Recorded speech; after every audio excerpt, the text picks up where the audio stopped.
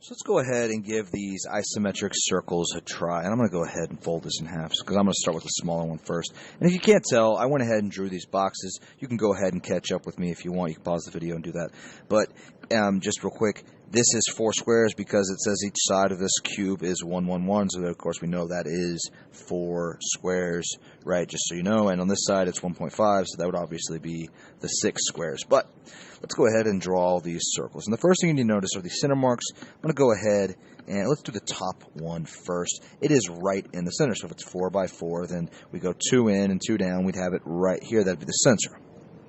Now, when you draw the center mark, what we're going to do is we're going to pick lines that are going parallel with the lines that make the shape of the face that it's on. And so we got 2 lines going in the depth direction and 2 lines going in the width direction. So I'll draw a center line, excuse me, a center line in the middle going in the depth direction, and I'll draw one in the middle going in the width direction. It is very important that you go ahead and draw the center marks. And I'm going to go ahead and zoom in just a little bit for y'all.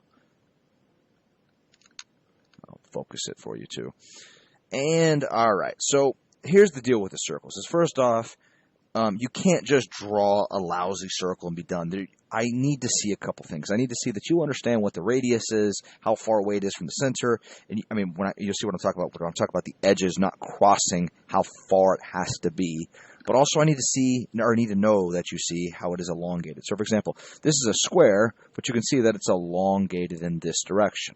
So it stands to reason that that circle will be elongated in that direction as well. And so the best way I know how to explain that is if you take a circle, so let's look at the center of this tape, and you angle it, you can see that from this angle, it looks like an elongated oval. So it's kind of what we're looking at. So let's talk about this diameter. That symbol right there, that little symbol, that symbol means diameter. So it's a diameter of 0.5. That's what it says. Okay, and what that means is 2 squares, because of course it does.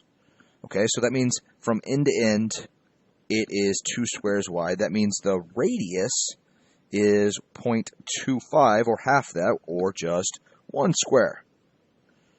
And so we go from the center to the edge in all 4 directions on the square, because we're just going to do 4 directions. It would be 1 square away. So I'm going to go ahead and mark these with lines. And the trick is to give it 4 straight lines. Small straight lines, but straight lines in all directions. So I'm going to go in this direction, and so to the right, I'm going to give it 1. I'm going to go forward 1 and give it a little straight line, and then go back 1. It seems a little weird that these circles are made with straight lines, but you'll see why hopefully in a second.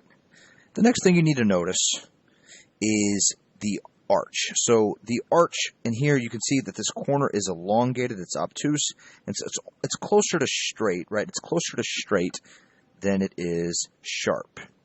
And so when we draw the arc, it's also going to be almost straight. It's not going to be incredibly bent like an egg, right? And so that's what you have to do. You got to curve it, but curve it to where it's almost straight. And the trick is to always come close to the corner.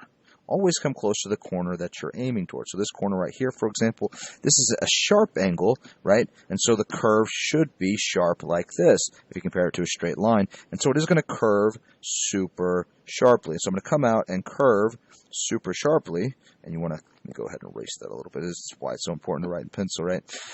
But it's going to curve very sharply. And I don't want it to be perfect, but again, I want to know that you're not passing these lines. And I'll show you an example of a bad one in just a second. You're not passing these lines. You shouldn't draw it way out here. The lines are here.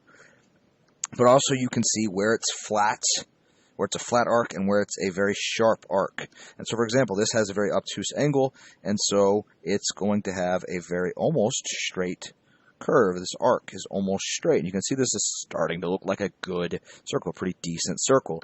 And then again, this one is a very sharp angle, that corner that these lines are pointing towards. And so it's going to curve very sharply. And it's not going to be perfect. I don't want it to be perfect. Again, first off, what I just erased, I would give you credit for. If I saw that, I would give you full credit for that shape. But you have to let it curve off, come out, and you can see that looks like a pretty decent circle. And so if we were to look at the exact same shape, and you were to say, oh, here's my center mark, and I don't know. Here, there's my circle, and oh, hold on, let me make sure it doesn't have that weird squiggle. But there, you can see. Well, okay, the radius was 0.25 or 1 square. You didn't hit that radius, so you don't get credit. You hit that radius, so you're good there. You didn't hit that radius, okay, and then you passed this radius by a lot, and so for just that, I would say you don't get credit. Do it again, or you're not getting a grade. But also, it's not elongated in the correct direction. So I need to know that you see both in the circle if you want credit. And so let's go ahead and do these other two center marks. Okay, so like I said at the beginning of this video, you want to follow the lines that are parallel to this face. And so this one has a height and a depth. And so the center mark is going to have a height and a depth as well. So it goes up and down and then forward and back. And again, all these circles are going to have the same diameter in this box. And so, okay, we'll go ahead and say the radius is 0.25 or 1 square. So I'm going to give myself those 4 straight lines, all one away from that center mark. And then again, I'm going to look at the corners. So this one is sharp, for example. I want to the trick is to come very close to that corner. And if it's a sharp corner, then it's going to have to curve sharply. So we go ahead and sharply curve off. Like so. This one is very flat. It's almost a flat straight line, so the arc will be almost straight. It's going to come close to the corner, but you can see the arc is almost straight. And I'm just connecting those lines with an arc. And so again, this one's sharp, and so it's going to curve sharply. And then this one is almost straight, and there. And you can see, again, it looks like a pretty decent elongated circle, and it's elongated the same direction as the faces, and that's the trick. And so let's do the last one. So we have a height and a width for our face, and so we'll draw those going in. You don't want to draw a center mark going this way for this face like you did up here, because that's going into the shape, and that would be incorrect. There's no line here going into the shape, for example. So that's how you tell which way the center mark is going in case you're confused.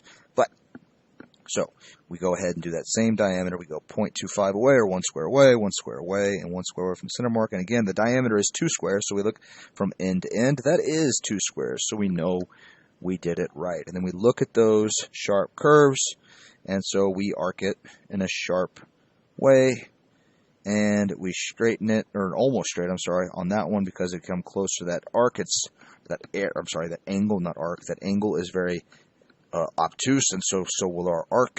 This one is also very obtuse, and so will be our arc. And this one should be very sharp. So should be very sharp.